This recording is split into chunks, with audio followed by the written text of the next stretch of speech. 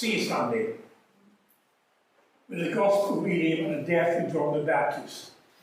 Now, John the Baptizer, you're not about water, but I can't find anywhere him being at sea.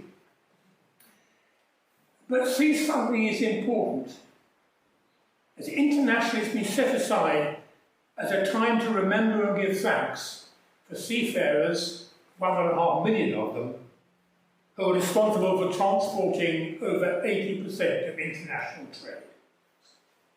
In our case, as an island nation, it's about 93%. 93% of what we use and consume travels by sea. We are totally dependent on seafarers almost all the time, and almost all the time completely ignore them. Sometimes they, or at least their ships upon what they serve, hit the headlines.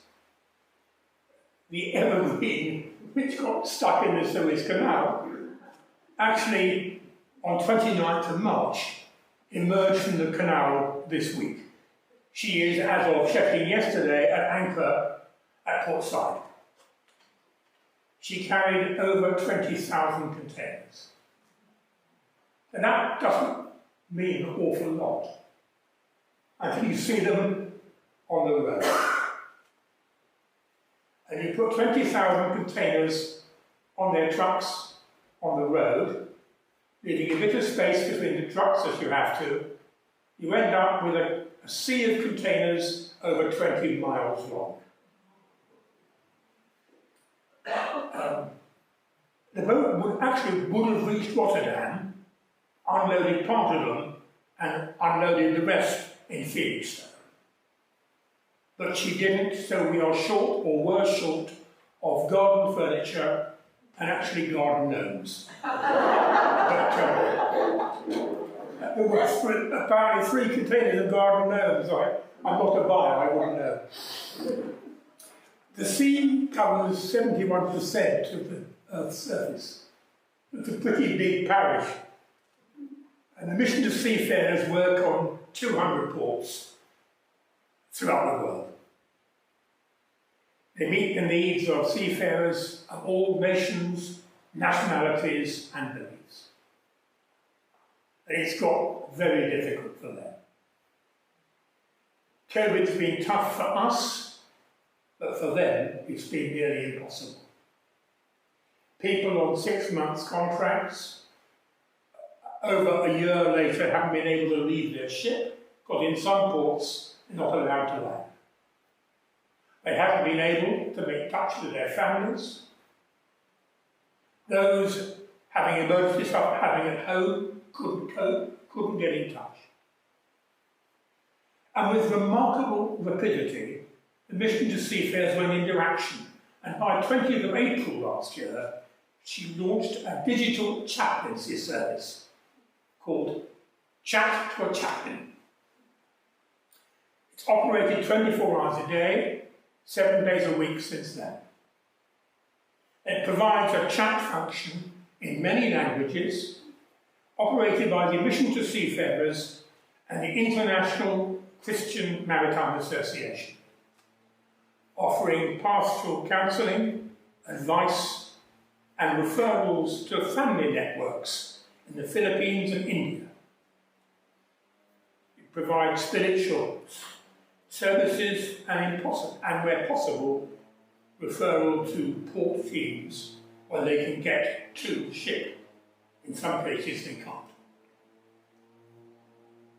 After nation within the lockdown, seafarers lost access to shore leave and vital welfare services.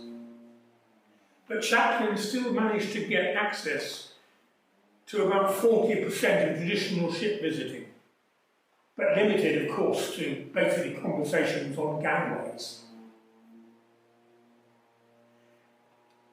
One of the ways, of course, access is the internet. And for some seafarers, their only option was an expensive internet connection they couldn't themselves afford. So the mission has actually, incredibly, created mobile hi-fi units. They're called MiFi. And they lend them to ships, giving seafarers a vital access when they're in port. And they're now being made available throughout the world.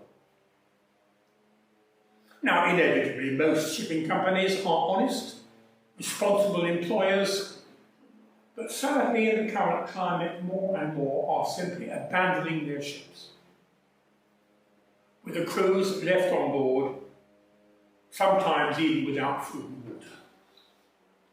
There's an article in our latest magazine about seafarers stranded at sea by COVID. I recommend you read it either in the magazine online or a copy you can get. I know you want to go home to enable you to watch Wimbledon, but so I won't tell you the whole story, but I'll just give you one chapter, one paragraph of what's in here. It was a shipping company. They were supporting men on a daily basis with food, medication and fuel. News their children were missing out on education and medical care as bills went unpaid, with fears about COVID and political instability heightened their concerns. It was important they were aware they were not forgotten. This 5,000-ton tanker ran aground. Happily, it got media attention. And under pressure from the mission, new owners paid 75 to 80% of the wages, and the mission ensured the funds went direct to the families, so they got paid. Then had to apply for entry visas, health insurance, repatriation flights. Absolute nightmare. But they made it because they care. As John Sentinel, the former Archbishop of York, said, the mission to seafarers puts love where it isn't. And they're there to do exactly that. It's the task and purpose of the mission. And hopefully, not very long, they'll be back on full-time ship visiting. And that is crucial. Because in some cases, they discovered a few years ago, there were stowaways on a fishing boat. Now, if you have a stowaway, you have to send it back, him or her back to where they came from, at the expense of the ship owner. This particular ship didn't. Simply dropped them overboard in mid-Atlantic. In one case, he had papered over the deck, and the clumsy captain fell through it, and the ship was prevented from sailing. It's that sort of day-to-day care for which they save lives, they bring love, they bring hope. And hope is so crucial, particularly when you feel rejected or abandoned. And the mission cares for each individual, provides practical support, and prays for them, and hands out the hats you need. Now, it may not seem a big deal to you, but to those who receive it, it's a sign that somebody cares, somebody loves, and that's life-changing. So I invite you today, if you can, to help support the work of the mission.